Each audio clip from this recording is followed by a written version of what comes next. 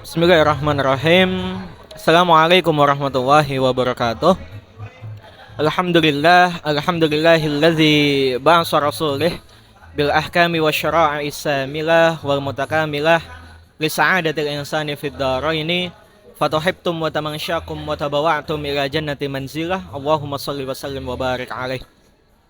Fa awwalu fi hadhihi al-muqaddimah hayya bina nashkurallahi azza wa jalla لأن برحمته وفضله نحن نستطيع أن نجتمع في هذا المكان المبارك ارتقاء لإيماننا وتقوانا وبعده صلاة وسلاما دائمين متمازنين إلى حبيبنا ورسولنا وأسوتنا يعني سيدنا محمد ابن عبد الله صلى الله عليه وسلم وعلى آله وأصحابه ومن تبعهم بإحسان إلى يوم الدين وبعد.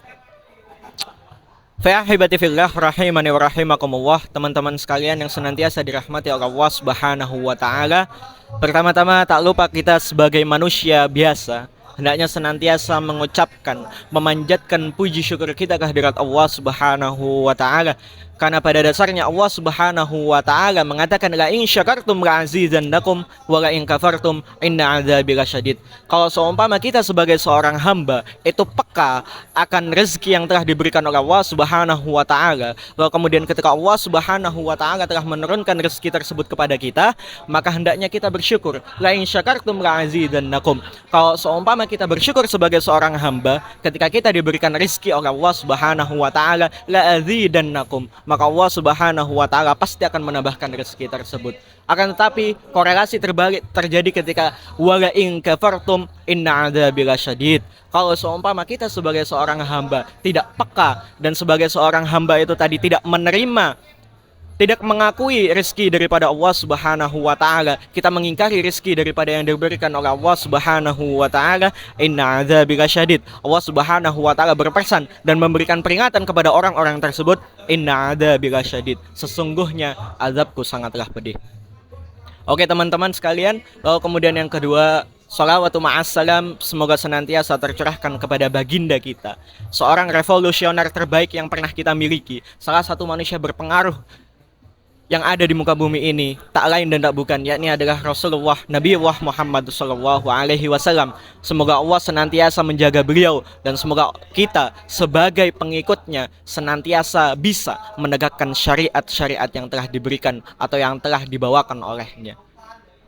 Teman-teman sekalian, warga sipil sekalian, bapak-bapak, ibu dan lain sebagainya, kehadiran saya di sini tak lain dan tak bukan merupakan salah satu keharusan dan merupakan salah satu wacana yang sebelumnya memang sudah saya rencanakan. Karena pada dasarnya keberdirian saya di sini ini merupakan salah satu bentuk untuk saya lebih mengapresiasi terkait daripada konteks agama Islam itu sendiri.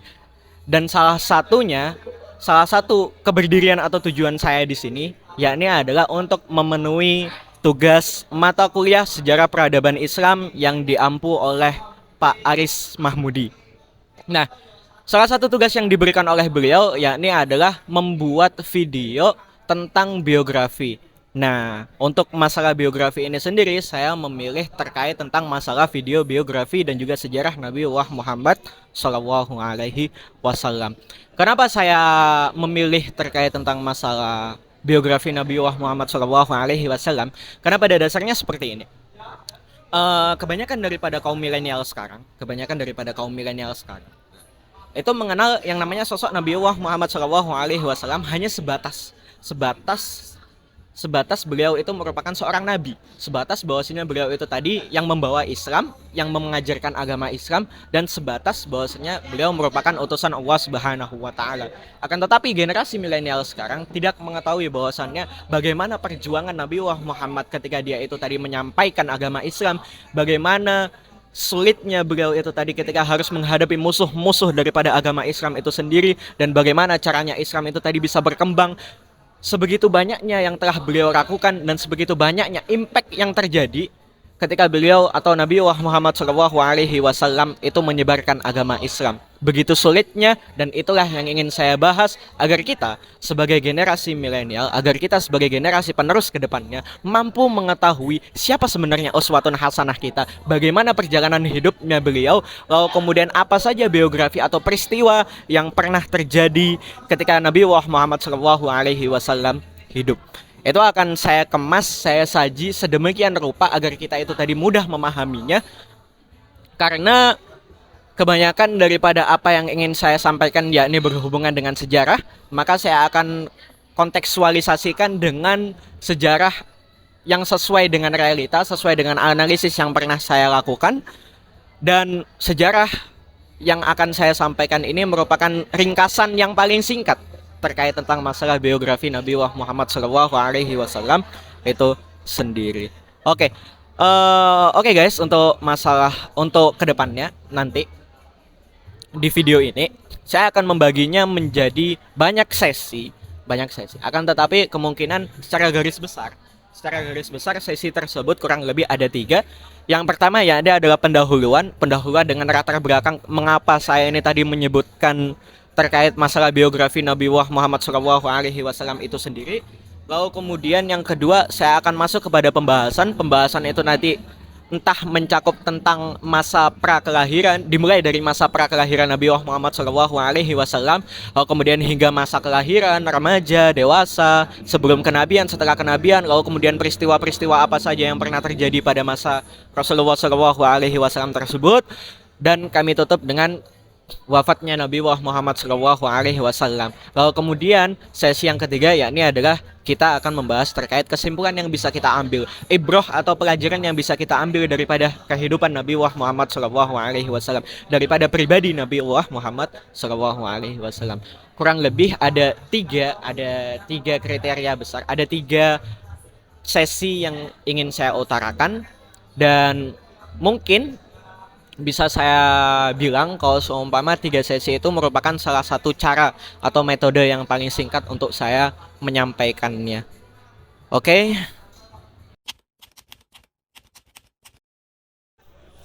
guys, kita masuk ke sesi yang pertama, jadi terkait tentang masalah pendahuluannya. Sebelum gua masuk ke pendahuluan, berarti gue harus perkenalkan diri dulu, karena gue juga tadi lupa belum perkenalkan diri. Perkenalkan, nama saya Muhammad Gusti Baskara Najih, biasa dipanggil dengan Baskara. Saya berasal dari Jombang, salah satu kota yang dijuluki dengan kota beriman atau kota santri. Dan saya di sini sebagai salah satu mahasiswa S1 di prodi psikologi, di jurusan psikologi di Universitas Islam Negeri Maulana Malik Ibrahim, Malang. Nah, mungkin cukup itu aja, singkat, padat, jelas terkait tentang masalah perkenalan diri saya sendiri. Kita masuk ke pendahuluannya. Nah, untuk pendahuluannya itu sendiri nanti seperti apa? Pendahuluannya ya ini adalah tentang latar belakang. Mengapa harus ada yang namanya biografi Nabi Muhammad SAW? Mengapa harus ada yang namanya kisah hidup atau peristiwa-peristiwa itu tadi harus kita ketahui bersama? Nah, itu nanti kita akan bahas di pendahuluannya. Oke? Tidak perlu basa-basi lagi, kita mulai di pendahuluan. Oke guys, untuk pendahuluannya ya ini adalah terkait tentang masalah biografi Nabi Muhammad SAW. Jadi di dalam kitab tarikh atau di dalam kitab sejarah itu banyak sekali model atau macam daripada biografi Nabi Muhammad SAW. Terdapat banyak sekali kitab-kitab tarikh yang menceritakan bagaimana perjalanan hidup Rasulullah SAW dari mulai beliau hidup sampai beliau wafat. Sehingga dan kadangkala itu terdapat sebuah ikhtilaf atau perselisihan atau perbedaan daripada konteks sejarah itu sendiri. Itu yang menjadikan kadangkala kita sebagai umat muslim itu bingung untuk memaknai mana sebenarnya yang sudah tervalidasi kebenarannya, mana juga yang sebenarnya itu nggak pernah terjadi gitu. Itu hanya sebuah tambahan gitu. Nah, makanya di pendahuluan ini saya akan memberikan latar belakang terkait tentang masalah biografinya beliau itu nanti seperti apa dan apa yang akan saya bahas ke depannya di video kali ini. Untuk pembahasannya ya ini adalah terkait tentang masalah biografi. Biografi atau yang biasa kita sebut dengan sirah. Sirah itu sendiri berasal dari kata-kata saro ya siru sairon sirotan yang artinya jalan. Saro itu artinya jalan atau bisa kita maknai juga sebagai jalan hidup. Biografi, kalau biografi itu ya merupakan salah satu jalan hidup. Oh, semama kita bahasakan ya. Kita bahasakan dengan bahasa yang mudah. Itu bisa kita artikan sebagai jalan hidup. Nah, sehingga pendahuluannya yakni adalah mengapa kita itu tadi harus mengetahui jalan hidup Rasulullah Shallallahu Alaihi Wasallam, karena di dalam konteks perjalanannya hidup Nabi itu tadi kita bisa mengetahui berbagai macam peristiwa.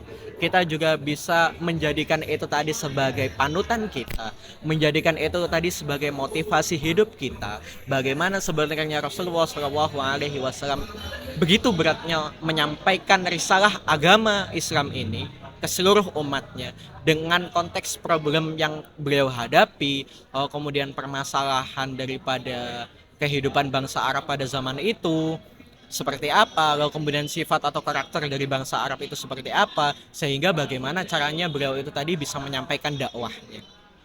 Dan kita juga harus tahu pula terkait tentang masalah biografi Nabiullah Muhammad Shallallahu Alaihi Wasallam itu sendiri, kapan beliau lahir, kapan beliau itu tadi diutus menjadi Rasulullah Shallallahu Alaihi Wasallam, kapan dia itu tadi diutus untuk melakukan perjanjian, kapan beliau itu tadi peperangan apa saja yang sudah terjadi, kemudian salah satu peristiwa apa aja yang terjadi, termasuk daripada di dalamnya mungkin ada nanti Fathul Makkah, perjanjian Hudaybiyah, kemudian salah satu tujuan daripada hijrah ke Madinah itu tadi untuk apa, Isra Mi'raj, di Gua Hiro, lalu kemudian dan masih banyak lagi terkait masalah konteks biografi Rasulullah SAW.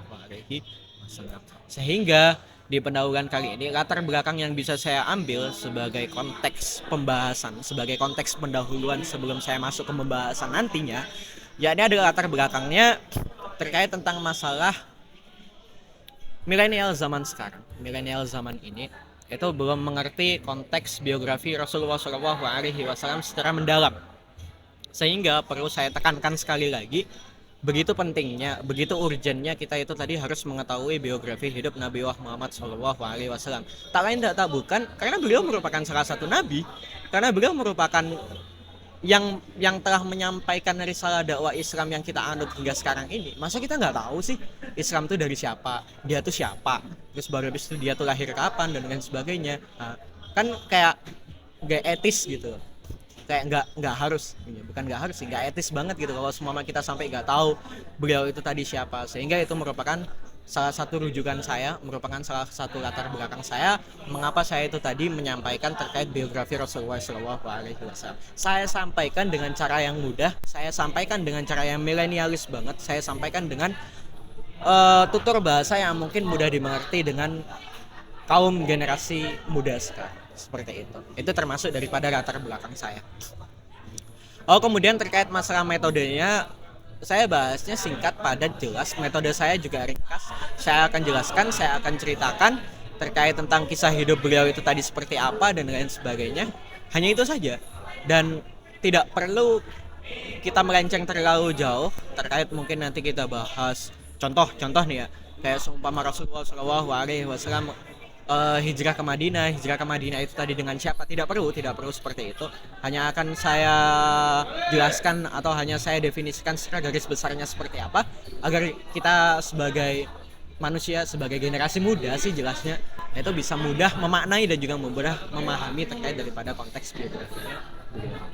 Oke, itu mungkin pendahuluan dari saya.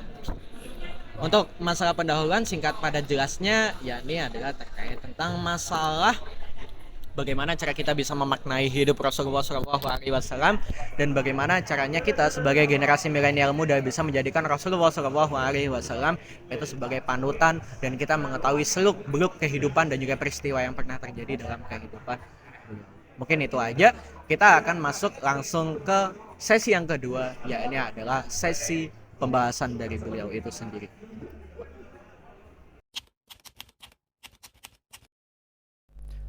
Oke guys, kita akan masuk kepada sesi yang kedua, yakni terkait masalah sesi pembahasan daripada biografi Rasulullah SAW.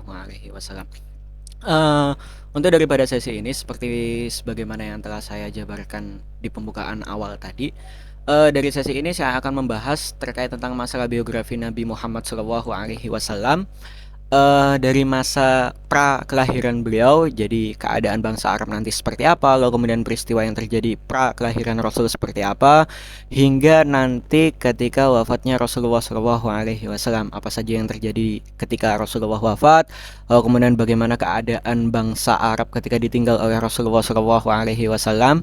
Nah, itu nanti kita akan bahas satu persatu. Nah, untuk sekarang kita akan mulai pembahasan dari pra kelahiran Rasulullah Shallallahu Alaihi Wasallam. Jadi seperti ini konteksnya. Uh, Rasulullah Shallallahu Alaihi Wasallam, Rasulullah Shallallahu Alaihi Wasallam itu terlahir dari bangsa Arab. Oh, sebelumnya. Jadi bangsa Arab itu terbagi menjadi dua. Yang pertama yaitu adalah Arab Abaidah, lalu yang kedua yakni Arab Musta'robah atau Musta'ribah. Untuk Arab Abadiyah ini sendiri, pendefinisian daripada Arab Abadiyah yakni adalah kaum Arab atau para keturunan Arab dulu, nenek moyang Arab yang dia itu tadi nenek moyang bangsa Arab terdahulu. Baidah kan artinya jauh. Nah, berarti bangsa Arab yang dia itu tadi jauh dan sekarang bangsa tersebut telah punah dan tidak ada lagi. Mungkin salah satu contohnya yang paling termasyhur di dalam salah satu kitab suci, salah satu contoh daripada Arab Baidah itu sendiri ya ini adalah kaum Samud dan juga kaum Ad. Nah, seperti itu. Lalu kemudian yang kedua ya ini adalah Arab Musta'ribah. Nah, Arab Musta'ribah ya ini adalah Arab yang dekat. Jadi Arab Musta'ribah ini merupakan Arab yang berasal dari keturunan Nabi Ibrahim alaihissalam. Sehingga nanti saut pautnya atau korelasinya dengan Nabi Muhammad SAW, Nabi Ibrahim merupakan nenek moyang daripada Nabi Muhammad. Jadi dalam artian lain, Nabi Muhammad SAW itu nenek moyangnya ya ini adalah Nabi Ibrahim atau berasal daripada keturunan Nabi Ibrahim alaihissalam, seperti itu. Jadi ceritanya kalau semua dari Arab Musta'robah itu sendiri, ketika waktu itu Nabi Ibrahim alaihissalam bersama istrinya Siti Hajar, lalu kemudian bersama juga dengan anaknya Ismail, Nabi Ibrahim alaihissalam melakukan sebuah ekspedisi atau perjalanan. Ketika di tengah jalan, istrinya Siti Hajar dan juga Nabi Ismail alaihissalam itu ditinggal di suatu daerah yang dia itu tadi tidak berpenduduk, tidak berpenghuni. Jadi konsepnya waktu itu Jazirah Arab masih tidak ada penduduk, tidak ada penghuninya, hanya padang pasir luas yang hampa, tidak ada kehidupan di situ. Lalu kemudian Nabi Ibrahim alaihissalam meninggalkan kedua orang tersebut, maka lalu kemudian bergenerasi Nabi Ibrahim alaihissalam melahirkan putra-putranya, cucu-cucunya, sehingga berkembanglah masyarakat Arab pada waktu itu. Nah, maka dari itu, kalau semua kita rinci, nanti sanad Nabi Muhammad SAW atau nasabnya beliau, nasab dari Nabi Muhammad SAW itu nanti ada sampai ke salah satu nenek moyangnya, kakeknya, yakni bernama Adnan. Adnan itu salah satu putra daripada Ismail alaihissalam. Sehingga kalau semua dikorelasikan, disangkut pautkan, berarti Nabi Ibrahim itu merupakan kakek atau nenek moyang daripada Rasulullah SAW. Seperti itu. Itu untuk terkait tentang masalah Arab Musta'robah dan juga Arab Baidah. Lalu kemudian bagaimana kondisi bangsa Arab sebelum datangnya Islam atau sebelum kelahiran Rasulullah SAW? Bangsa Arab pada waktu itu terkenal atau masyhur dengan yang namanya syair atau sastranya. Sehingga kalau seumpama dikatakan bagaimana bangsa Arab waktu itu, mereka terkenal dengan yang namanya syairnya. Lalu kemudian yang kedua, mereka juga terkenal dengan perekonomian, karena di situ di salah satu daerah di Jazirah Arab, yakni di kota Hijaz atau lebih kita kenal dengan kota Mekah, itu ada salah satu bangunan yang menjadi pusat perekonomian, yang mana banyak sekali pengunjung dari seluruh aspek, pengunjung dari seluruh golongan dari bangsa Arab itu mengunjungi tempat tersebut. Tak lain dan tak bukan yakni adalah Ka'bah. Nah, maka dari itu, kalau semua kita lihat dari aspek cakupannya, mereka bangsa Arab itu merupakan bangsa pedagang, bangsa perekonomian, lalu kemudian yang kedua bangsa yang gemar akan sastra atau meninggikan syairnya. Mereka terkenal dengan yang namanya syair-syairnya. Lalu kemudian terkait tentang masalah yang kedua, yakni adalah masa kelahiran Rasulullah SAW. Untuk masa kelahiran Rasulullah SAW sebagaimana yang telah kita ketahui bersama, Rasulullah SAW lahir pada hari Senin tanggal 12 Rabiul Awal tahun Gajah. Ya, benar sekali. Jadi Rasulullah SAW itu terlahir pada hari Senin 12 Rabiul Awal tahun Gajah. Mengapa bisa disebut dengan kaum gajah? Ada satu peristiwa yang mana peristiwa ketika kelahiran Rasulullah SAW itu merupakan bisa menjadikan tahun tersebut disebut dengan tahun gajah, yakni agresi militer yang dilakukan oleh Raja Abraha dengan pasukan bergajahnya untuk menyerang Ka'bah. Salah satu alasan tujuan daripada Abraha itu tadi mengapa kau bisa menyerang Ka'bah, yakni pada waktu itu pada masanya Raja Abraha itu memiliki salah satu istana yang begitu megah pada masanya, istana yang begitu besarnya, istana yang begitu luasnya, begitu wah sekali. Sehingga diharapkan oleh Raja Abraha, kelak ketika istana tersebut sudah ada dan memang sudah ada, kelak nantinya istana tersebut bisa menjadi salah satu penunjang perekonomian daripada kerajaannya. Jadi banyak orang yang berkunjung ke situ. Jadi apa namanya? Strata ekonomi itu tadi bisa lancar dan berjalan dengan baik. Akan tetapi korelasi terbalik terjadi karena realitanya yang banyak dikunjungi bukanlah istana daripada Raja Abraha, akan tetapi yang banyak dikunjungi ya ini adalah Ka'bah. Sehingga timbullah rasa iri, rasa dengki, mengapa Ka'bah yang hanya sebuah bangunan kubus yang tidak ada wahnya itu lebih banyak dikunjungi daripada istananya yang begitu megah. Akhirnya terjadilah yang namanya agresi militer yang dilakukan oleh Raja Abraha terhadap Ka'bah. Tapi uh, Allah Subhanahu wa taala mengirimkan bantuan karena Ka'bah itu merupakan tempat yang suci, sehingga agresi tersebut batal dan gagal terjadi dengan dikirimkannya pasukan burung ababil mengeluluh lantahkan, menghancurkan seluruh pasukan bergajah yang begitu agungnya, sehingga agresi atau invasi militer tersebut tidak terjadi. Seperti itu. Maka dari itu pada tahun itu disebut dengan yang namanya tahun gajah. Demikian. Lalu kemudian Rasulullah SAW lahir pada bulan 12 Rabiul Awal tahun gajah. Nama beliau itu yakni adalah Muhammad. Mengapa bisa dinamakan Muhammad? Itu merupakan nama yang diberikan oleh kakaknya beliau atau datuknya dari beliau, yakni tak lain tidak bukan Abdul Muthalib. Jadi pada waktu itu Abdul Muthalib itu sangat mendamba-dambakan memiliki cucu laki-laki. Nah, dan ketika ia sempat kakeknya Rasulullah SAW, Abdul Muthalib ini tadi sempat bernazar, apabila ada lahir dari keturunanku atau saya memiliki seorang cucu yang laki-laki, jadi berjenis kelamin laki-laki, maka beliau bernazar akan menyembelih 100 ekor unta. Dan kebetulan pada waktu itu cucunya dari Siti Aminah itu lahir dengan jenis kelamin laki-laki, sehingga nazar tersebut dilaksanakan oleh Abdul Muthalib.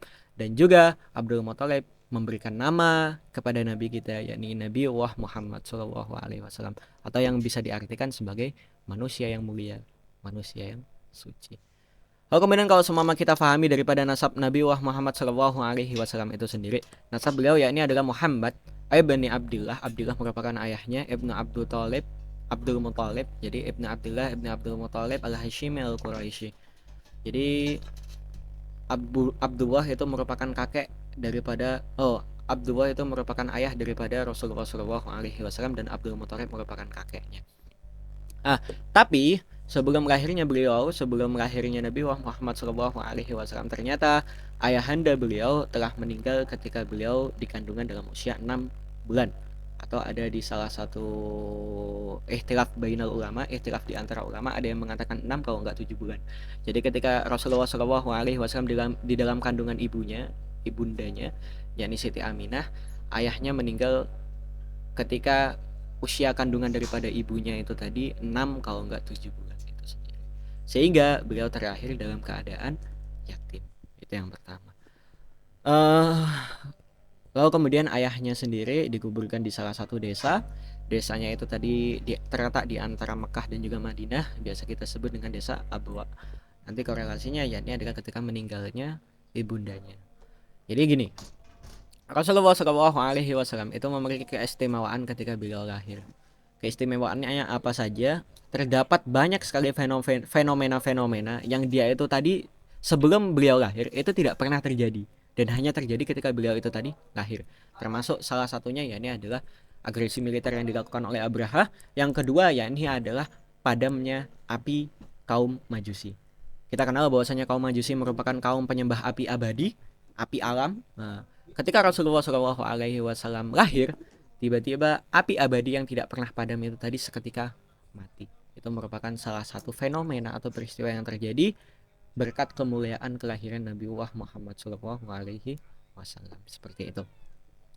Oh, kemudian ketika berusia 2 tahun beliau diasuh atau disapi atau bahasa gampangnya disusui oleh Halimatus Sya'diyah.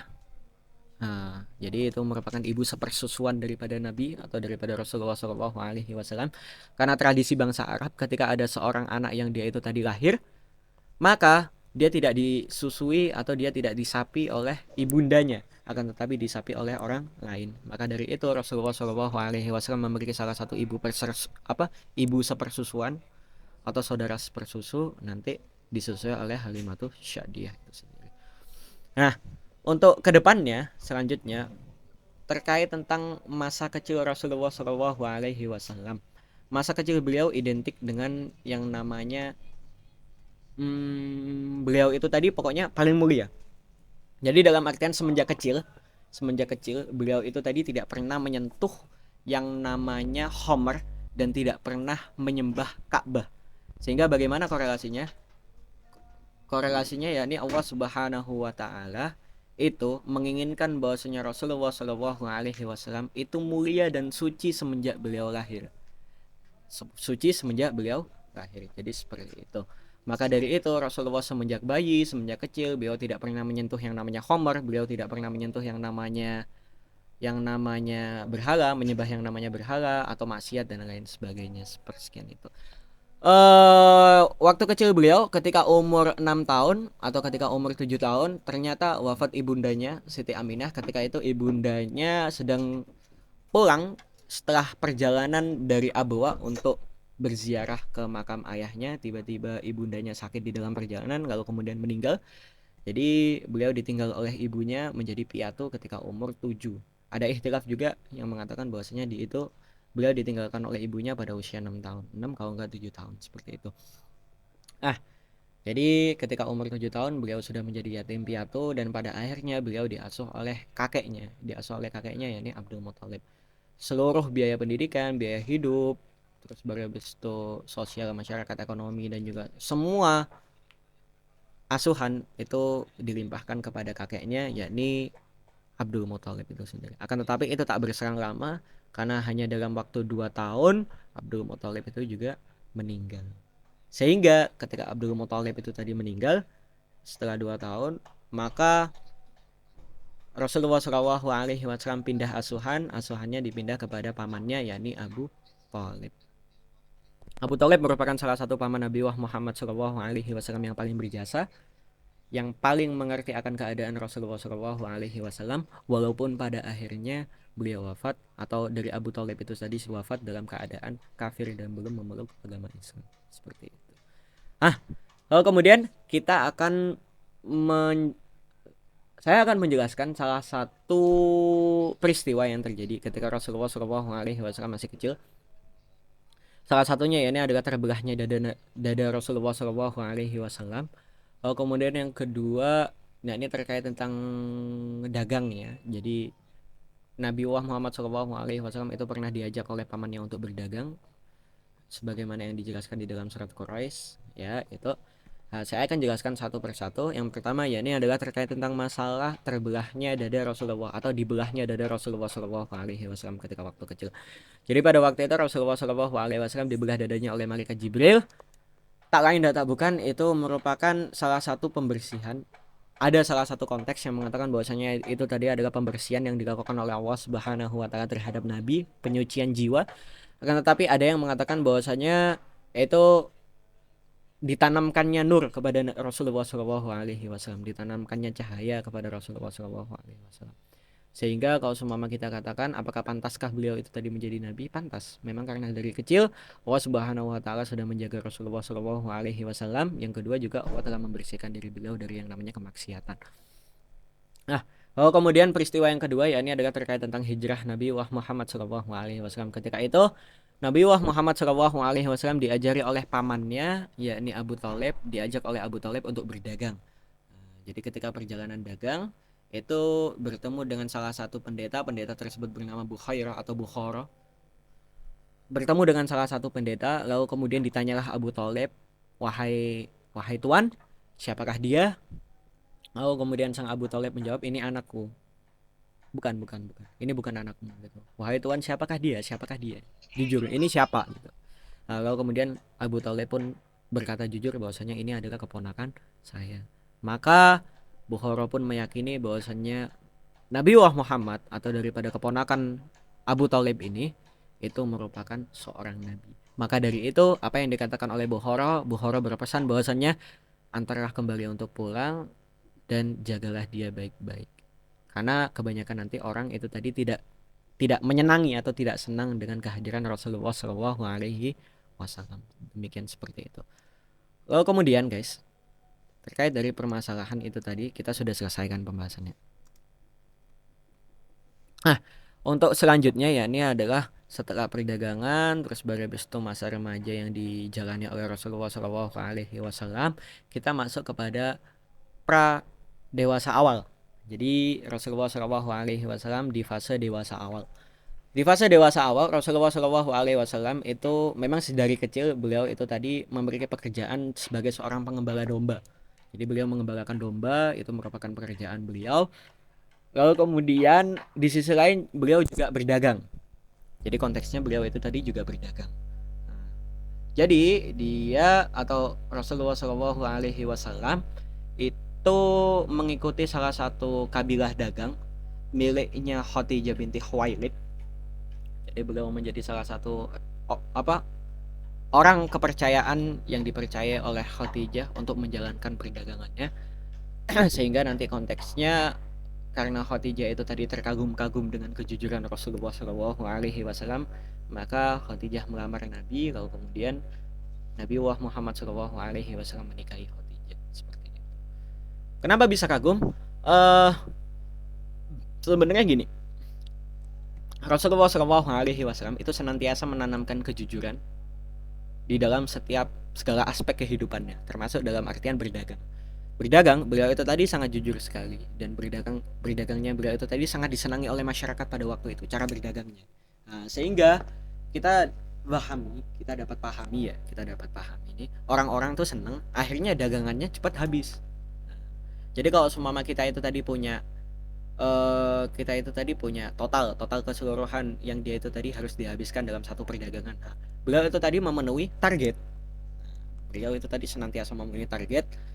Dan salah satu daripada pembantu dari Rasulullah Shallallahu Alaihi Wasallam atau orang yang serakan dengan Nabi ketika berdagangan, yaitu Maisarah, itu menghabarkan kepada Khadijah bahwasannya cara berdagang Rasulullah Shallallahu Alaihi Wasallam itu begitu hebatnya, dengan kejujuran yang dia tanamkan, dengan kemuliaan, dengan kelembutan, ramah tamah, sehingga menjadikan banyak orang yang dia itu tadi suka terhadap bagaimana cara berdagangnya Rasulullah Shallallahu Alaihi Wasallam itu. Sehingga kemudian Khadijah binti Khuwailid terkagum-kagum, tidak pernah mendapati seseorang yang seperti ini. Akhirnya Khadijah ini tadi melamar Rasulullah Shallallahu Alaihi Wasallam dan Rasulullah bersedia untuk menikahi Khadijah seperti itu. Jadi setelah pernikahan Rasulullah Shallallahu Alaihi Wasallam dengan Khadijah itu pada usia 25 tahun, Rasulullah Shallallahu Alaihi Wasallam berusia 25 tahun. Lalu kemudian Khadijah binti Khuwailid itu berusia 40 tahun. Jadi seperti itu. Istri pertama daripada Rasulullah SAW. Oke. The next pointnya, jadi poin selanjutnya, yakni adalah terkait tentang kenabian. Jadi pra-kenabian. Bagaimana caranya Rasulullah SAW ini tadi bisa mendapatkan wahyu. Lalu kemudian bagaimana Rasulullah SAW ini tadi mendapatkan kabar bahwasanya dia merupakan seorang utusan. Itu nanti ada salah satu kisahnya, kisah pra kenabiannya Rasulullah SAW. Qablal bi'tsah. Jadi sebelum diutusnya Rasulullah SAW itu tadi sebagai seorang utusan Allah. Ceritanya gampang sih. Ceritanya tuh singkat padat jelas. Jadi Rasulullah SAW sejak umur 25 tahun sampai 40 tahun. 40 tahun itu berarti umur ketika Rasulullah SAW diutus menjadi Rasul, diutus menjadi Nabi. Nah, ketika fase rentan waktu antara 25 tahun sampai 40 tahun, beliau itu tadi menunggu-nunggu kabar. Apakah benar kalau semua beliau ini tadi seorang Nabi? Sehingga beliau melakukan munajat atau beliau melakukan sebuah i'tikaf, berdiam diri di salah satu gua. Gua tersebut berada di salah satu gunung. Kalau semua gunungnya tuh kalau tidak salah namanya gunung Jabal Jabal Sur. Jadi di situ nanti itu ada sebuah gua itu sendiri bernama Gua Hiro. Jadi Rasulullah Shallallahu Alaihi Wasallam seakan melakukan meditasi di situ. Bagaimana caranya? Dia mendapatkan sebuah kebimbangan. Jadi panic attack-nya tuh datang. Ini kapan sebenarnya saya itu tadi dijadikan sebagai utusan Allah Subhanahu Wa Taala. Jadi beliau itu tadi berdiam diri di situ. Selama kurang lebih 10 hari beliau berdiam diri, melakukan munajat, mendekatkan diri kepada Tuhan di situ, hingga pada akhirnya ada satu waktu tiba-tiba datanglah seorang lelaki tua menghampiri beliau, menghampiri Rasulullah Shallallahu Alaihi Wasallam. Kemudian apa yang dikatakan oleh pria tua ini tadi? Yang dikatakan oleh pria tua ini tadi kepada Rasulullah Shallallahu Alaihi Wasallam, yakni adalah untuk pertama kalinya, Iqra, Iqra, bacalah. Oh, kemudian apa yang dikatakan oleh Rasulullah Shallallahu Alaihi Wasallam? Mana biqori? Aku nggak bisa baca, saya nggak bisa baca gitu. Oh, kemudian diulangi lagi oleh lelaki tua ini tadi, Iqra. Mana biqori? Terus seperti itu. Jadi ketika sang lelaki tua ini tadi memerintah kepada Rasulullah Shallallahu Alaihi Wasallam untuk membaca Iqra, Iqra. Gitu. Dijawab oleh Rasulullah Shallallahu Alaihi Wasallam, ya mana biqori? Aku nih saya ini tadi buta buta map buta tulis ya, maksudnya dalam artian baca tulis beliau itu tadi nggak bisa gitu, buta huruf. Nah, sehingga beliau ini tadi bingung, mana bikore, aku nggak bisa baca gitu. Kalau sama memang kamu menyuruh saya untuk membaca ya saya nggak bisa. Lalu kemudian setelah kurang lebih 5 kali diulangi seperti itu, sang lelaki tua ini tadi melanjutkan, Iqra bismi rabbikal ladzi khalaq, khalaqal insana min 'alaq, Iqra wa rabbukal akram alladzi 'allama bil qalam, 'allamal insana ma lam ya'lam. Itu merupakan salah satu wahyu yang pertama kali turun kepada Rasulullah Shallallahu Alaihi Wasallam, yakni Al-Alaq ayat 1 sampai ke 5. Dan siapakah lelaki tua itu tadi? Lelaki tua itu tadi yakni adalah tak lain dan tak bukan malaikat Jibril alaihi salam. Jadi nanti ketika Jibril itu tadi menyampaikan wahyu kepada Rasulullah Shallallahu Alaihi Wasallam itu dalam berbagai bentuk dan juga dalam berbagai kondisi. Mungkin bisa jadi Jibril tadi menyampaikan dalam bentuk lelaki tua, bisa jadi juga dalam bentuk lonceng, bisa jadi juga Jibril tadi menampakkan wujud aslinya, bisa jadi juga wahyu itu tadi diperantarakan lewat mimpi. Jadi Jibril itu tadi menyampaikan wahyu lewat mimpi dan lain sebagainya. Masih banyak sekali keadaan atau kondisi bagaimana caranya Jibril itu tadi bisa menyampaikan wahyu, dengan bentuk apa saja menyampaikan wahyu kepada Rasulullah SAW. Lalu setelah terhabarkannya sebuah wahyu tersebut kepada Rasulullah SAW, beliau pun merasa cemas dan ketakutan, sehingga beliau langsung pulang di situ. Beliau ingin lalu kemudian bertemu dengan Khadijah, beliau ingin diselimuti oleh Khadijah. Lalu kemudian terdapat salah satu surat, ya ayyuhal muddatsir qum fa'andzir, wahai orang yang berselimut dan lain sebagainya. Itu merupakan ayat kedua yang diturunkan. Jadi dalam artian Rasulullah Shallallahu Alaihi Wasallam pada fase itu ketika Jibril sudah menyampaikan wahyu, tepatlah sudah pada waktu itu beliau resmi menjadi seorang nabi, beliau resmi menjadi seorang utusan Allah Subhanahu Wa Taala. Di umur yang keberapa? Di umur yang ke-40 tahun.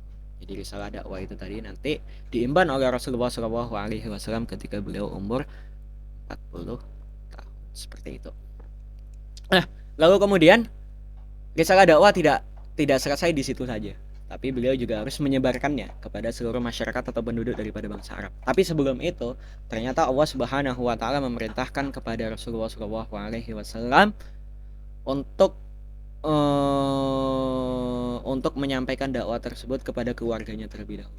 Jadi Rasulullah Shallallahu Alaihi Wasallam menyampaikan dakwah tersebut kepada keluarganya, akan tetapi banyak keluarganya juga yang menolak, kayak seakan-akan, masa kamu ngeremehin agama nenek moyang dengan salah satu kepercayaan baru yang kamu bawa gitu, dan kita nggak tahu kevalidan data kebenaran dan lain sebagainya gitu kan. Itu salah satu rintangan atau tantangan yang dihadapi Rasulullah Shallallahu Alaihi Wasallam ketika berdakwah. Jadi yang pertama berdakwahnya beliau itu tadi ke keluarga. Lalu kemudian ada dua cara bagaimana caranya beliau itu tadi berdakwah. Yang pertama ya adalah bisir, dengan sembunyi-sembunyi. Yang kedua ya adalah biljah, dengan terang-terangan. Jadi sebelum itu agar masyarakat masyarakat Jazirah Arab, terkhususnya masyarakat Mekah pada waktu itu tidak kaget dengan kedatangan agama Islam atau risalah Islam, maka Rasulullah Shallallahu Alaihi Wasallam menyampaikan dakwahnya secara sembunyi-sembunyi. Nah, jadi ada salah satu tempat atau markas itu tadi salah satu rumah seorang sahabat tersebut bernama Arqam bin Abi Arqam. Di situ beliau menyampaikan dakwah dan banyak sekali dari as-sabiqun al-awwalun atau orang-orang yang memeluk agama Islam yang dia itu tadi memang basicnya penyampaian dakwahnya masuk Islamnya lewat daripada markasnya Al-Arqam bin Abi Arqam tersebut. Mungkin salah satu contohnya kalau semua kita bicara tentang as-sabiqun al-awwalun, orang-orang yang pertama kali masuk Islam, yang pertama yaitu kalau semua dari cewek, dari wanita itu ada Khadijah istri Rasulullah. Kemudian dari sahabat lelaki dewasa yakni ada Abu Bakar As-Siddiq. Kemudian dari anak-anak ada Ali bin Abi Thalib. Kalau semua dari mantan budak ada Zaid bin Harithah. Kalau semua dari budak ada yang Bilal bin Rabah, dan masih banyak lagi. Jadi setelah dakwah secara sembunyi-sembunyi itu tadi terjadi kurang lebih selama 4 tahun, maka Allah Subhanahu wa taala memerintahkan untuk dakwah secara terang-terangan. Dakwah secara terang-terangan itu sendiri juga banyak sekali sih problemnya sebenarnya ya. Kalau seumpama kita lihat ya, sampai beliau itu tadi dicaci, dimaki, dilempari batu, terus baru habis itu dianggap seorang penyihir, dianggap orang gila, sampai seperti itunya gitu. Saking parahnya ujian atau cobaan yang dialami Nabi ketika beliau itu tadi menyampaikan dakwah Islam. Oke, tunggu dulu. Pokoknya intinya Rasulullah Shallallahu Alaihi Wasallam setelah dakwah secara sembunyi-sembunyi, beliau itu tadi dakwah secara terang-terangan. Jadi setelah sembunyi-sembunyi beliau dakwah secara terang-terangan. Oke, kita masuk kepada salah satu peristiwa-peristiwa atau dalam artian aspek-aspek yang terdapat pada masa kenabian Rasulullah Shallallahu Alaihi Wasallam. Aspek yang pertama ya ini ada terkait aspek hijrah Rasulullah Shallallahu Alaihi Wasallam. Jadi Rasulullah Shallallahu Alaihi Wasallam itu diperintahkan oleh Allah Subhanahu Wa Taala untuk hijrah. Yang pertama ya ini adalah hijrahnya ke Habasyah, akan tetapi Rasulullah tidak ikut. Beliau hanya menghijrahkan beberapa orang Muslim agar umat Islam itu tadi terhindar dari yang namanya perlakuan buruk atau diskriminasi yang dilakukan oleh kaum Quraisy pada waktu itu, hijrah ke Habasyah. Kemudian hijrah yang kedua ya ini adalah hijrah ke Taif. Beliau dan juga Abu Bakar ingin menyampaikan dakwahnya ke Taif. Kemudian apa yang terjadi? Mereka mendapatkan sebuah apa bahasanya? Beliau mendapatkan sebuah kayak ancaman. Jadi dalam artian ketika beliau itu tadi dakwah ke Taif, penerimaannya itu tadi tidak baik. Nah, jadi kayak seakan-akan masyarakat Taif itu tadi menentang, ya memang menentang dan pada akhirnya gagallah beliau itu tadi hijrah atau untuk menyebarkan dakwah ke Taif itu sendiri. Kemudian hijrah yang ketiga ya ini adalah hijrahnya beliau ke Madinah.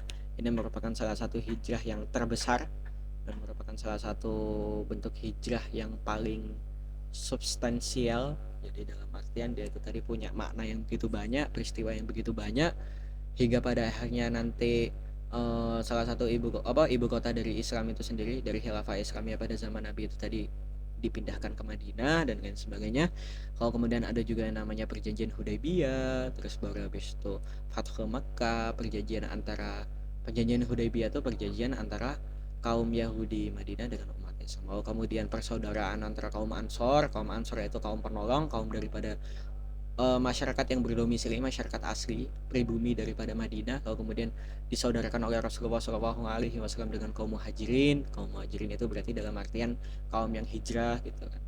Jadi di situ kayak banyak sekali peristiwa-peristiwa yang bisa kita ambil, korelasi-korelasi sebuah manfaat-manfaat atau motivasi-motivasi yang bisa kita ambil daripada peristiwa tersebut.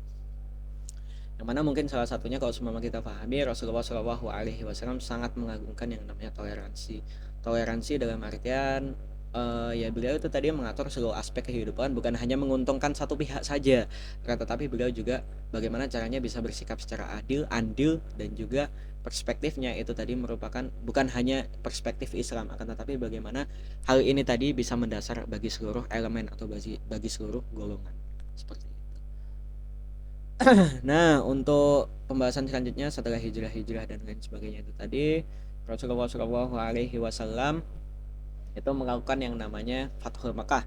Fathul Makkah atau pembebasan daripada kota Makkah itu sendiri. Pembebasan kota Makkah itu tadi seperti apa?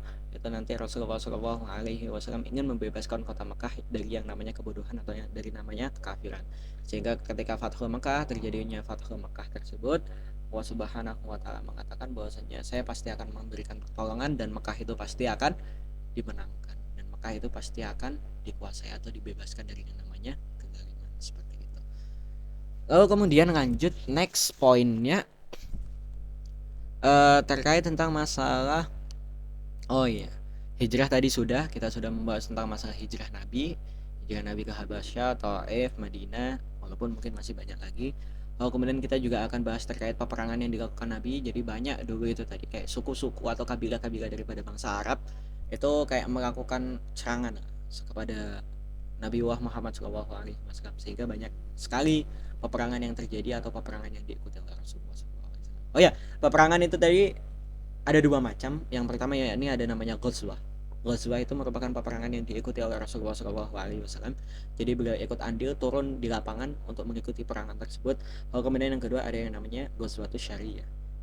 Yang kedua ya ini ada yang namanya Syariah. Syariah itu merupakan peperangan yang Rasulullah SAW tidak ikut andil langsung, hanya memerintahkan saja. Seperti itu. Banyak sekali peperangan yang terjadi ketika masa hidup Rasulullah. Mungkin ada Badar Kubro, terus baru itu perang Khandaq, perang Uhud, terus baru itu peperangan dengan suku-suku, peperangan dengan apa, masih banyak yang lainnya, bisa dicari sendiri. Kalau semua kita bahaskan secara panjang lebar itu memakan waktu satu konten sendiri.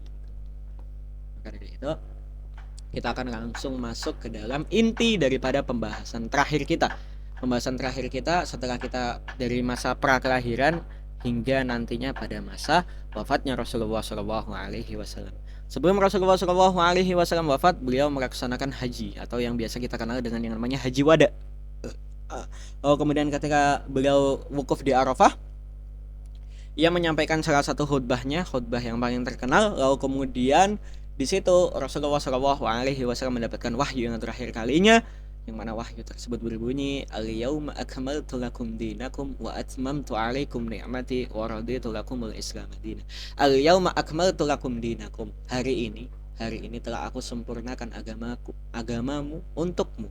Al-yauma akmaltu lakum dinakum wa atmamtu alaikum ni'mati, dan sudah kesempurnakan semua nikmat yang telah kuberikan ini tadi untuk kalian. Wa raditu lakumul islam dinan. Dan pada hari ini aku ridho bahwasanya Islam itu merupakan satu-satunya jalan, satu-satunya milah atau satu-satunya ajaran karakter yang harus kita anut dan kita percaya. Maka dari itu setelah tersampaikannya wahyu terakhir daripada yang disampaikan oleh malaikat Jibril, yang disampaikan oleh Allah Subhanahu wa taala kepada Rasul, maka berakhir sudahlah risalah dakwah Rasulullah SAW. Berakhir yakni dengan kurang lebih estimasi waktunya 10 tahun di kota Mekah, lalu kemudian 13 tahun di kota Madinah. Jadi seperti itu. Jadi setelah terjadinya peperangan Wada, terjadinya haji Wada tersebut, kurang lebih sekitar ada waktu 1 minggu kalau enggak 3 hari, beliau itu tadi lalu kemudian wafat. Seperti itu. Jadi sebelum beliau wafat banyak sekali kejadian-kejadian yang mana dia itu tadi terjadi. Mungkin salah satu contohnya kalau semua kita tahu, Rasulullah SAW digantikan imam oleh Abu Bakar As-Siddiq ketika sholat jamaah, lalu kemudian beliau berwasiat dan lain sebagainya. Nah, itu merupakan salah satu kejadian atau peristiwa yang terjadi sebelum beliau wafat.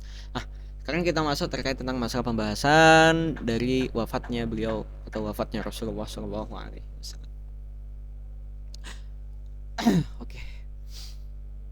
Untuk wafatnya beliau itu sendiri, beliau wafat karena bisa dibilang sakit. Beliau wafat karena sakit, ya.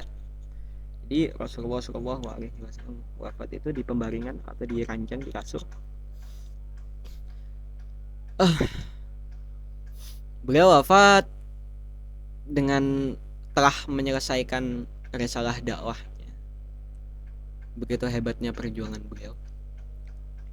Beliau wafat di salah satu kamar putrinya, yakni di kamarnya. Beliau wafat di kamarnya istrinya, yakni Aisyah.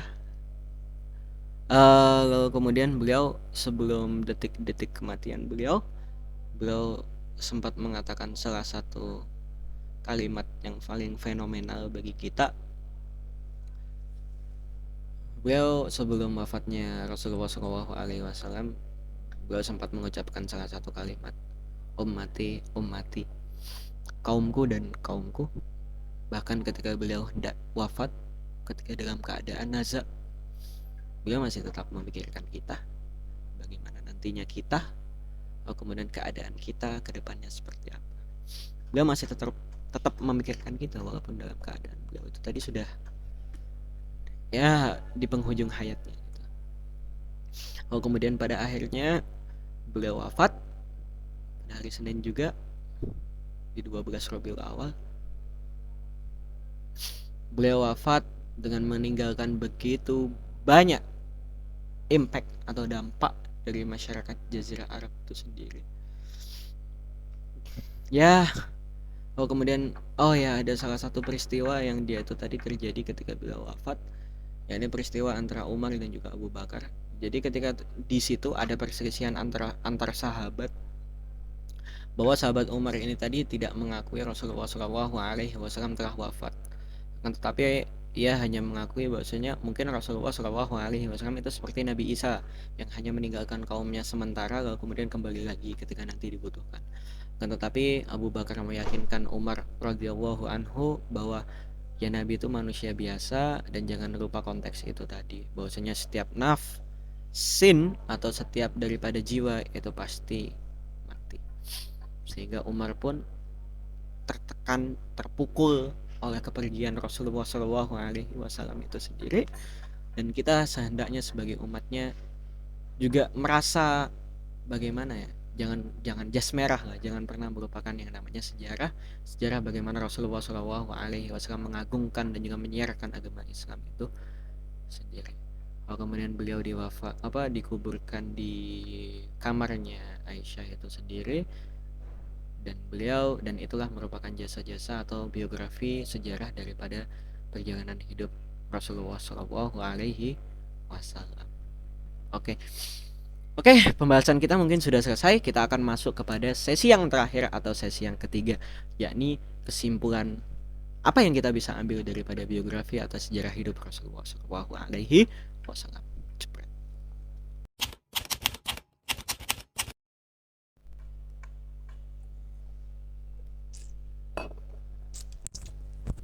Oke guys, kita masuk kepada sesi ketiga atau sesi kesimpulan. Kesimpulan terakhir, ibroh yang bisa kita ambil, hikmah yang bisa kita ambil. Apa sih hikmah atau ibroh pelajaran yang bisa kita ambil daripada perjalanan atau biografi hidup Rasulullah SAW? Yang pertama, Rasulullah SAW terkenal dengan yang namanya kejujurannya. Beliau merupakan manusia atau individu yang jujur dan mengutamakan kejujuran dalam segala aspek kehidupan. Segala lingkup kehidupan, beliau pasti menanamkan yang namanya landasan kejujuran. Apapun harus dilakukan dengan kejujuran. Itu yang pertama. Kemudian dengan kesabaran Rasulullah SAW. Begitu sabarnya beliau ketika menghadapi tantangan ancaman dakwah Islam itu sendiri. Itu merupakan salah satu motivasi bagi diri kita bahwa memang segala hal itu tadi tidak semuanya itu sesuai dengan apa yang kita ekspektasikan, ya. Tidak semuanya itu tadi sesuai dengan apa yang kita ekspektasikan, sehingga semuanya itu tadi harus dijalani, disyukuri, berproses dan juga bersabar. Nah, maka yang bisa kita ambil adalah nikmati prosesnya, sabar. Karena usaha tidak akan mengkhianati hasil. Itu yang kedua. Lalu kemudian yang ketiga, dari kebijaksanaan Rasulullah SAW. Bagaimana beliau itu tadi menanamkan nilai-nilai prinsip toleransi beragama. Lalu kemudian bagaimana caranya beliau itu tadi bisa menjadi uswah yang adil. Lalu kemudian menjadi manusia yang dia itu tadi dipandang baik, memiliki memiliki dampak yang dia itu tadi cukup besar, karena beliau merupakan salah satu orang yang berpengaruh di kota Mekah dan juga Madinah pada waktu itu sendiri.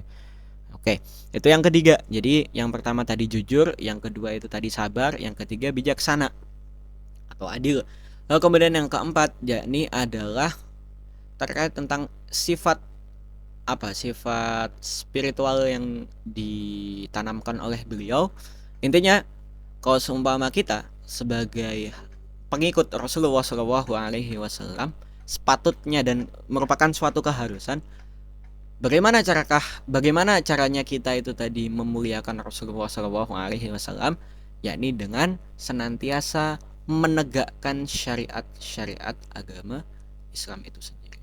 Jadi dengan kita itu tadi melaksanakan segala perintah yang diperintahkan oleh Allah dan juga Rasulnya, menegakkan syariat Islam, senantiasa menjaga keislaman di dalam jiwa kita, maka itu merupakan salah satu cara untuk kita memuliakan Rasulullah Shallallahu Alaihi Wasallam. Oke, jadi ada 4 aspek itu tadi: aspek kejujuran, kesabaran, kebijaksanaan, dan juga bagaimana cara kita bisa menginterpretasikan kemuliaan Rasulullah itu tadi dengan menegakkan syariat agama Islam sebagai landasan hidup kita, agar hidup kita semakin bijak, agar hidup kita semakin terarah.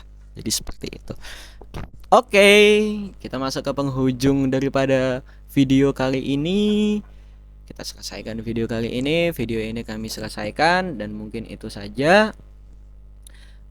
Jika mungkin ada kata-kata yang kurang jelas atau kata-kata yang salah, memiliki konteks yang salah atau persepsi yang salah, bisa langsung ditanyakan kepada saya. Mungkin kalau semua ada kesalahan, dan itu kalau semua memang kesalahan dari diri saya pribadi, saya akan mengakui itu merupakan suatu kesalahan dan saya akan berbenah dari kesalahan tersebut. Jadi seperti itu. Tapi kalau memang analisis referensi literaturnya memang sudah seperti itu, ya saya hanya mengambil daripada apa yang saya pelajari dan apa yang saya pahami daripada literatur tersebut gitu. Jadi intinya, undur makola wala tandur mankola. Lihatlah apa yang dikatakan, jangan lihat siapa yang mengatakan. Karena apa yang dikatakan itu lebih penting daripada kamu hanya melihat siapa yang mengatakan. Seperti itu. Oke, terima kasih. Mungkin cukup sekian dari saya. Apabila ada kesalahan dari diri saya mohon maaf.